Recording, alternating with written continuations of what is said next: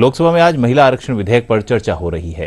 केंद्रीय विधि और न्याय मंत्री अर्जुन राम मेघवाल ने सदन में बहस की शुरुआत करते हुए कहा कि यह बिल महिला सशक्तिकरण की दिशा में महत्वपूर्ण कदम है और इसे सर्वसम्मति से पास कराया जाएगा। उन्होंने कहा कि यह संविधान संशोधन बिल है। महिलाओं के लिए आरक्षण 15 साल के लिए होगा।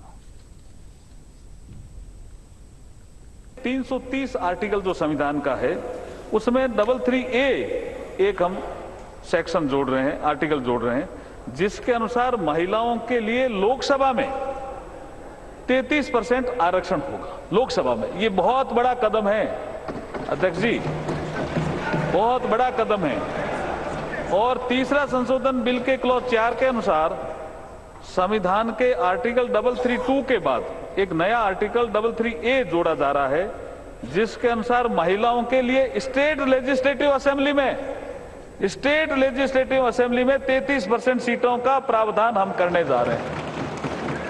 और जो चौथा एक क्लॉज है 5, उसके अनुसार संविधान का आर्टिकल 334 के बाद एक नया आर्टिकल 33A जोड़ा जा रहा है, जिसके अनुसार महिलाओं के लिए ये आरक्षण जो आज ये सदन चर्चा के लिए ले रहा है, ये आरक्षण 15 सालों के लिए प्रभावी रहेगा। 15 सालों के बाद अगर इसको बढ़ाना है तो ये संसद ही तय करेगी, ये संसद को अधिकार रहेगा। और ये जो सीटें हैं जितनी आज है, जैसे जैसे सीटें बढ़ती जाएगी 33% के अनुसार महिलाओं का आरक्षण भी बढ़ता जाएगा। अब मैं थोड़ा सा कि काफी कल भी चर्चा हुई, मैं थोड़ी हिस्ट्री देना चाहता हूं कि भारतीय जनता पार्टी ने अपने राष्ट्रीय कार्यकारिणी की बैठक जो वडोदरा में हुई, उसमें सबसे पहले संशोधन करके महिलाओं को सशक्त करें पार्टी में, इसके लिए 33% महिलाओं से पद भरे जाएंगे, ऐसा निर्णय किया। उसके बाद वातावरण बना, दूसरी पार्टियों में भी प्रेशर आया। अब किया कि नहीं किया मुझे पता नहीं है, लेकिन उसके बाद से भाजपा लगातार लोकसभा और राज्यसभा में 33% सीटें आरक्षित करने के लिए निरंतर प्रयास करती रही। और जब अटल जी की सरकार आई तो बिल लेकर के भी आई। कई बार सर्वसम्मति की बैठकें बुलाई सभी दलों की, कई बार प्रयास अटल जी ने किए।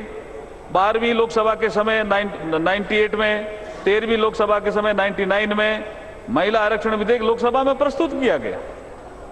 और उपलब्ध रिकॉर्ड के अनुसार 1996 में 11वीं लोकसभा के दौरान एसटी देवेगौड़ा के समय भी ये पहली बार प्रस्तुत हुआ। उसके बाद ये कमेटी में चला गया और कमेटी ने रिपोर्ट दी। रिपोर्ट देने के बाद लोकसभा भंग हो गई तो वो बिल भी समाप्त हो गया। मैं ये हिस्ट्री इसलिए देना चाहता हूं कि बाद में फिर यूपीए फर्स्ट के समय 17 दिसंबर 2009 में ये जो कमेटी की रिपोर्ट आई, जो बिल इन्होंने पेश किया मनमोहन सिंह जी के समय, इस रिपोर्ट के बाद 9 मार्च 2010 को ये बिल राज्यसभा में चर्चा के लिए लाया गया। 2 दिन चर्चा हुई। चर्चा का दौरान विरोध भी काफी हुआ, कुछ सांसदों ने बिल की कॉपियां भी फाड़ी, लेकिन अंततः राज्यसभा से ये बिल पास हुआ। इसमें भाजपा का सपोर्ट था, भारतीय जनता पार्टी ने खुले मन से सपोर्ट किया था इस बिल का। राज्यसभा में चर्चा तथा पास होने के बाद 12 मार्च को, अध्यक्ष जी जैसा आप प्रक्रिया जानते हो संसदीय परंपरा की, 12 मार्च 2010 को यह बिल लोकसभा में कम्युनिकेट हो गया। लोकसभा के सेक्रेटरी जनरल ने इसको पढ़ दिया तो ये लोकसभा की प्रॉपर्टी हो गया। और जब प्रॉपर्टी हो गया तो उसके बाद कई बार हम प्रतिपक्ष में थे उस समय, हमने भी डिमांड की कि इस बिल को ले आओ, लेकिन इनको सत्ता सुख का ज्यादा विषय था, इस बिल के बारे में चिंता कम थी, इसलिए बिल लेके नहीं आए। फिर लोकसभा जैसे ही भंग हुई 18 मई 2014 को तो ये बिल भी लैप्स हो गया। तो लोकसभा में तो कभी इनके पीरियड में चर्चा के लिए नहीं आया। फिर मैं ये कहना चाहता हूं कि ये कल जो अननेसेसरी ये विवाद कर रहे थे, संविधान में साफ लिखा हुआ है, आर्टिकल 107 के सब आर्टिकल 5 में प्रावधान है, यदि कोई बिल लोकसभा में लंबित है तो वे लोकसभा के विघटन के साथ ही लैप्स हो जाएगा। It is a constitutional provision. तो मैं आपके माध्यम से ये कहना चाहता हूं कि ये बहुत महत्वपूर्ण